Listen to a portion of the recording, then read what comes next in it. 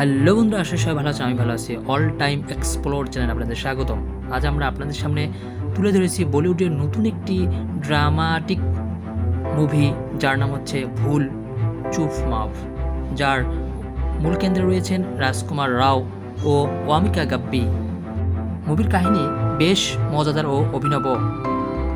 মুভিতে দেখানো হবে ছোট্ট একটি শহরে বাস করে একটি ছেলে, যে কিনা বিয়া নিয়ে খুবই পাগল। কিন্তু সে বিয়ের পর থেকেই তার জীবনে আসে আচমকা কিছু দুর্ঘটনা, যেখান থেকে তারা বিভিন্ন রকমের ঘটনা ঘটতে থাকে।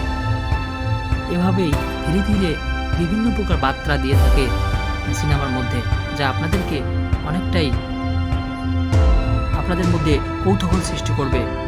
সিনেমাতে হাস্য, রহস্য ও বিভিন্ন কাহিনীর পাশাপাশি দেখানো হয়েছে সম্পর্কের মজবুত গুরুত্ব ও ভুল স্বীকার করে ক্ষমা চাওয়া। চলচ্চিত্রটি পরিচালনা করেছেন ভানু প্রসাদ। এটি মুক্তি পেয়েছে 10 এপ্রিল নেটফ্লিক্স